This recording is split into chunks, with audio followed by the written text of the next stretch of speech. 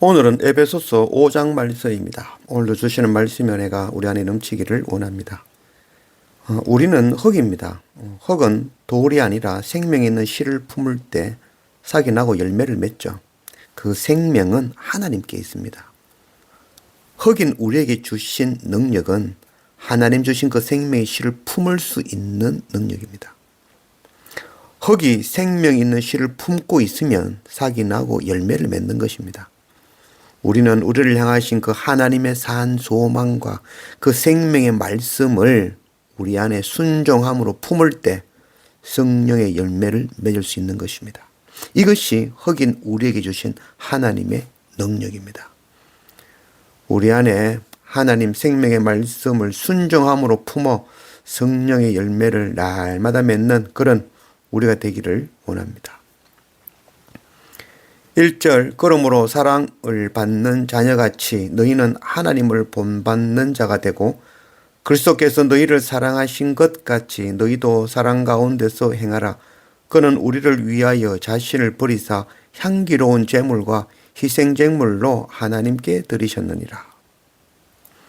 1절 그러므로, 이 그러므로라는 것은 허물과 죄로 죽었던 우리를 살리셨으므로 라는 말씀이죠.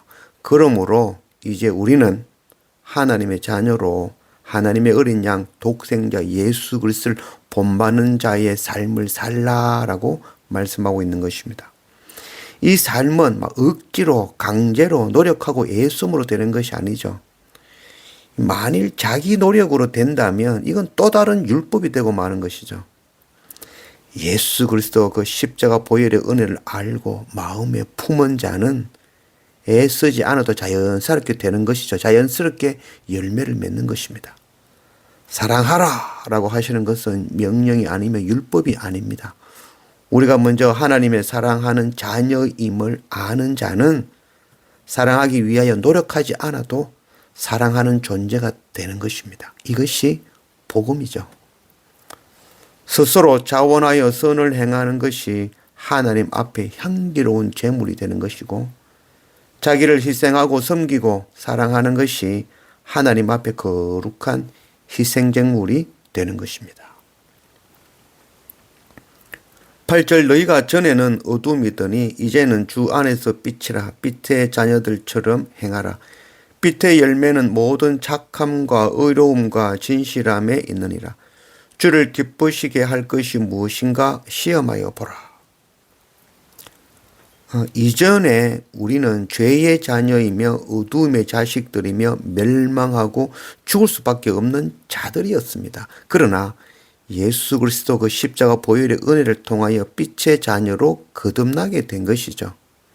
그러므로 빛의 자녀처럼 행하라 라고 말씀하고 있는 것이죠. 이것도 결국 명령도 율법도 아니죠. 우리를 죄에서 구속하시기 위하여 십자가 고난당하신 그 주님의 은혜를 정말 겨자씨 하늘만큼에도 깨달아 알며 그 마음에 그 놀라운 은혜를 마음에 품는다면 당연하게 열매로 맺어지는 것이죠. 우리는 여전히 욕심이 많고 이기적이지만 우리를 죄에서 구속하시기 위하여 십자가 고난당하신 그 주님의 은혜를 겨자씨 하늘만큼에도 깨달아 알며 하나님의 소망을 품고 말씀을 품고 있으면 나도 모르게 다른 사람을 사랑하고 있는 나를 발견하게 되는 것입니다.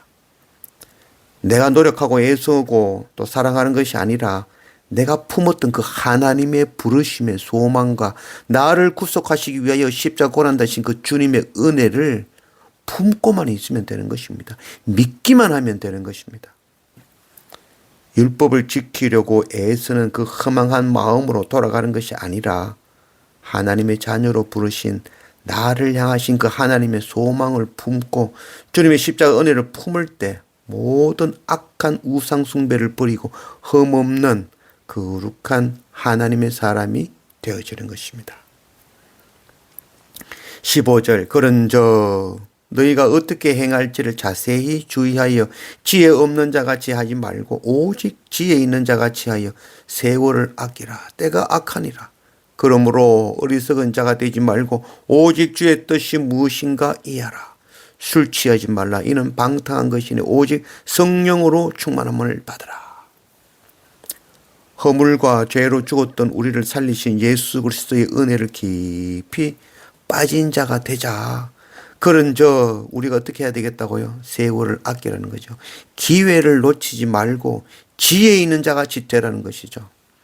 그리고 술 취하지 말라라고 말씀하고 있죠. 여기서 뭐 술을 취하다 그런 것은 이 세상 유혹에 취하여 세상과 하나님 나라를 오락가락하지 말라는 것이죠. 그리고 성령으로 충만하라라고 말씀하고 있는 것입니다. 19절 시와 찬송과 신령한 노래들로 서로 화답하며 너희의 마음으로 주께 노래하며 찬송하며 범사에 우리 주 예수 그리스도의 이름으로 항상 아버지 하나님께 감사하며. 그래서 우리가 성령 충만함으로 살아야 되는데, 그래서 우리가 해야 될 것은 시와 신령한 노래로 주께 찬송하고 범사에 하나님께 감사하며 예수 그리스도를 경외하고 순종하는 자가 되라는 것이죠. 이는 노력하고 애쓰는 율법이 아니라 우리를 어두운 데서 불러내신 그 십자가 예수 그리스도의 그 놀라운 은혜 안에 하나님의 부르심의 소망을 알고 기억하고 품으면 믿으면 되어지는 바로 복음인 것입니다. 신명기 6장 5절 너는 마음을 다하고 뜻을 다하고 힘을 다하여 네 하나님 여호와를 사랑하라. 오늘 내가 네게 명하는 이 말씀을 너는 마음에 새기고 네 자녀에게 부지런히 가르치며 집에 앉았을 때든지 길을 갈 때든지 누워 있을 때든지 일어날 때든지 이 말씀을 강론할 것이며 네 하나님 여호와를 사랑하라. 하나님을 사랑하는 방법은 내가 먼저 하나님의 말씀을 마음에 새기는 것입니다. 그리고 그 말씀을 자녀들에게 마음에도 새기는 것이죠. 부지런히 가르치는 것입니다. 이것이 하나님을 사랑하는 것이죠. 하나님 생명의 말씀을 품고 하나님 나를 향한 하나님의 그 소망을 마음에 새기고 자녀들의 마음에 심고 새기며 부지런히 가르치며 이웃을 내 몸과 같이 섬기고 사랑하며 이 놀라운 은혜와 그 크신 사랑의 복음을 전하여 열매 맺는 그런 우리가 되어지기를 원합니다.